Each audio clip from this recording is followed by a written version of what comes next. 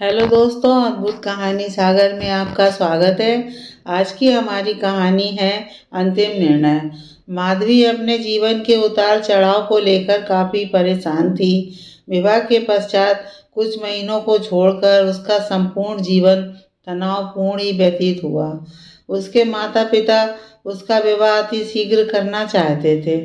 उसने विवाह से इनकार करते हुए माँ से कहा, अभी मैं आगे पढ़ना चाहती हूँ, पढ़ाई पूरी कर अपने पैरों पर खड़ी हो जाऊँ तब मेरा विवाह कर दीजिएगा।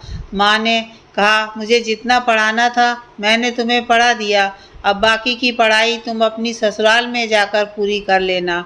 ना चाहते हुए भी पढ़ाई की उम्र में ही उसका विवाह जौनपुर के एक खाते पीते परिवार में हो गया। शादी के बाद जब माधवी ने पति के साथ कोलकाता जाने की बात कही तो उन्होंने स्पष्ट रूप से इनकार करते हुए माधवी को समझाया, यहाँ मेरे माँ बाप हैं, इसलिए अभी जाने की जिद मत करो, मैं तुम्हें बाद में अपने साथ ले जाऊंगा। कुछ समय पश्चात मायके में माधवी ने एक बेटे को जन्म दिया। धीरे धीरे आयुष घुटनों के बल चलने लगा। तब माधवी को पुनः ससुराल बुला लिया गया। इस बार भी उसके पति का रवैया वही रहा। माधवी जब भी कोलकाता जाने के लिए कहती, वे कोई ना कोई बहाना बनाकर टाल देते। एक दिन माँ की मृत्यु की सूचना पाकर वह मायके आ गई। माँ का अंतिम संस्कार हो गया। 2 माह पश्चात एक दिन उसके पिता ने कहा, बेटी अब तुम्हें अपने ससुराल चले जाना चाहिए। पहले तो माधवी चुप रही, फिर बोली, पिताजी, क्या लड़कियाँ अपने माता पिता पर भार होती हैं? जो माता पिता उसका विवाह जल्द से जल्द कर अपना बोझ उतार देते हैं। यदि बेटी शादी के बाद कुछ दिन के लिए मायके आकर रहे तो उसे यह बताया जाता है कि ये उसका घर नहीं, वह अपने ससुराल में जाकर रहे। क्या सिंदूर पड़ते ही बेटियां पराई हो जाती हैं? कैसी विडंबना है बेटियों की। कोई अपना घर नहीं होता, न ससुराल न मायका। आखिर बेटी का अपना घर कौन सा है? पिता निरुत्तर हो गए। माधवी लगभग 2 माह और रही। आखिर भाई भाभी के घर कितने दिन रहती। धीरे धीरे मनमुटाव बढ़ने लगा, अतः वह फिर ससुराल आ गई। माधवी के मन के किसी कोने में यह बात घर करती जा रही थी कि आखिर उसके पति उसे अपने साथ क्यों नहीं ले जाना चाहते हैं। जब हर्षित आए तो उसने कहा, यह मेरा अंतिम फैसला है, या तो मुझे अपने साथ ले चलिए या फिर मेरा खर्चा पानी दीजिए। मैं अपने मायके कौशाम्बी में जाकर अलग कमरा किराए पर लेकर रहूंगी, परंतु अब जौनपुर में किसी भी कीमत पर नहीं रहूंगी। हार कर हर्षित ने किराए पर कमरा लेकर कौशाम्बी रहने की स्वीकृति दे दी। माधवी कौशाम्बी में किराए का कमरा लेकर अपने बेटे आयुष के साथ रहने लगी। माधवी ने उसका दाखिला अंग्रेजी माध्यम के स्कूल में करा दिया। हर्षित प्रत्येक माह गृहस्थी का खर्च भेजते, परंतु उतना ही जितने में बच्चे की पढ़ाई, मकान का किराया और घर की खानगी चल सके। इसमें भी माधवी खुश थी कि कम से कम गांव के माहौल से बेटे को छुटकारा मिला। एक बार गर्मी की छुट्टियों में आयुष ने पिता के साथ कोलकाता जाने की जिद की। ना चाहते हुए भी वे अपने परिवार को कोलकाता ले गए। माधवी पहली बार अपने पति के घर कोलकाता आई थी। वह बेहद खुश थी।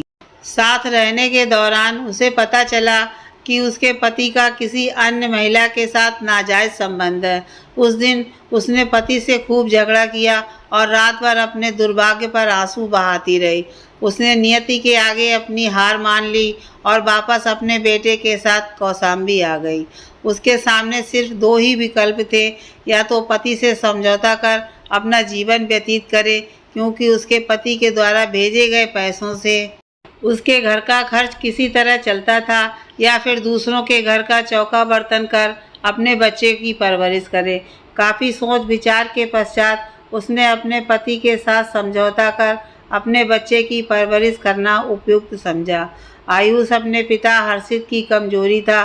भले ही वे अपनी पत्नी से बात ना करें, किंतु अपने बेटे से प्रतिदिन दूरभाष पर बात करते थे। आयुष ने हाई स्कूल एवं इंटर की परीक्षा अव्वल नंबरों से उत्तीर्ण कर ली। बीटेक की पढ़ाई करने वह मद्रास चला गया। पिता ने उसकी पढ़ाई के लिए होने वाले खर्चों में कोई कटौती नहीं की। वह दिन भी आ गया जब उसके बेटे को सिंचाई विभाग में अवर अभियंता पद पर नौकरी मिल गई। उस दिन माधवी का सपना सच हो गया था। उसका बेटा अपने पैरों पर खड़ा हो गया था। अब वह किसी की मोहताज नहीं थी। हर्षित भी बेटे की सफलता से काफ़ी खुश थे। कुछ दिनों से वे अस्वस्थ रहने लगे थे। एक दिन उन्होंने फ़ोन पर आयुष से कहा, बेटा अब मेरे हाथ पैर नहीं चलते, जोड़ों में काफ़ी दर्द रहता है, ठीक से चल फिर भी नहीं पाता, मैं अब तुम्हारे साथ ही रहना चाहता हूँ। आयुष ने कहा, नहीं पापा, मैं आपके साथ नहीं रह सकता। हाँ, यदि आपको पैसों की ज़रूरत हो तो मैं अवश्य भेज सकता हूँ। हर्षित ने कहा, यह क्या कह रहे हो बेटा, मैंने तुम्हें पढ़ाया लिखाया योग्य बनाया कि तुम आज अच्छे पद पर कार्यरत हो, और एक तुम हो कि मुझे अपने साथ रखने से इनकार कर रहे हो। आयुष ने कहा, मैं तो बस वही कह रहा हूँ पापा जो आपने मुझे सिखाया। आपने भी तो मुझे अपना सानिध्य कभी नहीं दिया। सभी बच्चे जब विद्यालय में अपने पिता की उंगली पकड़ कर आते थे, तब मैं अपने पिता की उंगली पकड़ने के लिए तरसता रहा।